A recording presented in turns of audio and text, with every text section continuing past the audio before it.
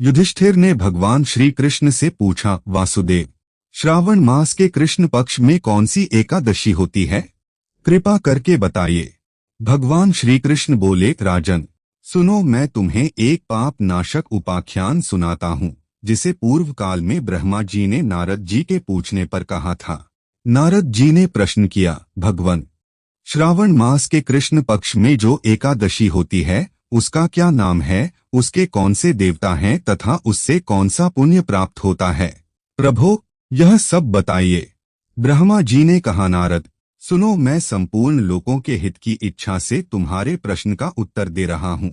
श्रावण मास में कृष्ण पक्ष की जो एकादशी होती है उसका नाम कामिका है। उसके स्मरण मात्र से वाजपेय यज्ञ का फल मिलता है। उस दिन श्रीधर, हरि, विष्णु, माधव और मधुसूदन आदि नामों से भगवान का पूजन करना चाहिए। भगवान श्री कृष्ण के पूजन से जो फल मिलता है वह गंगा, काशी, नैमिषारण्य तथा पुष्कर क्षेत्र में भी सुलभ नहीं है। सिंह राशि के बृहस्पति होने पर तथा व्यतिपात और दंड योग में गोदावरी स्नान से जिस फल की प्राप्ति होती है वही फल भगवान श्री कृष्ण के पूजन से मिलता है।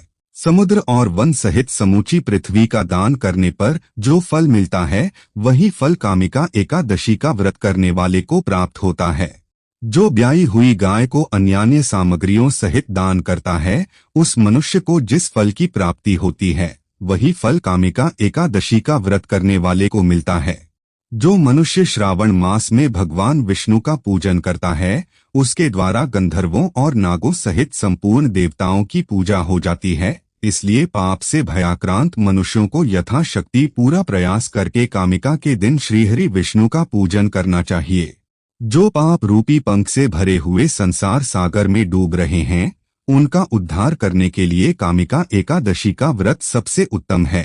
अध्यात्म विद्या परायण पुरुषों को जिस फल की प्राप्ति होती है उससे बहुत अधिक फल कामिका एकादशी व्रत का सेवन करने वालों को मिलता है। कामिका एकादशी का व्रत करने वाला मनुष्य रात्रि में जागरण करके न तो कभी भयंकर यमराज का दर्शन करता है और न कभी दुर्गति में ही पड़ता है। लाल मणि, मोती, वैदूर्य और मूंगे आदि से पूजित होकर भी भगवान विष्णु वैसे संतुष्ट नहीं होते जैसे तुलसी दल से पूजित होने पर होते हैं। जिसने तुलसी की मंजरियों से विष्णु का पूजन कर लिया है उसके जन्म भर का पाप निश्चय ही नष्ट हो जाता है।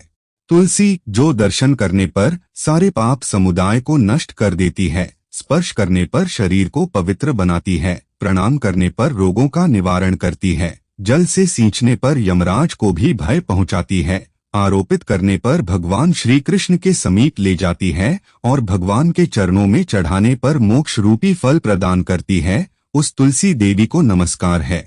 जो मनुष्य एकादशी को दिन रात दीप दान करता है उसके पुण्य की संख्या चित्रगुप्त भी नहीं जानते। एकादशी के दिन भगवान श्री कृष्ण के सम्मुख जिसका दीपक जलता है उसके पितर स्वर्ग लोक में स्थित होकर अमृत पान से तृप्त होते हैं।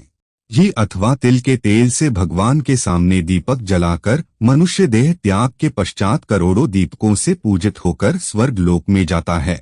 भगवान श्री कृष्ण कहते हैं, युधिष्ठिर, यह तुम्हारे सामने मैंने कामिका एकादशी की महिमा का वर्णन किया है। कामिका समस्त पापों का नाश करने वाली है, इसलिए मनुष्य को कामिका एकादशी का व्रत निश्चित ही करना चाहिए। यह स्वर्ग लोक तथा महान पुण्य फल देने वाली है। जो कोई श्रद्धा के साथ इसका महात्म्य श्रवण करता है वह सब पापों से मुक्त होकर विष्णु लोक को प्राप्त करता है।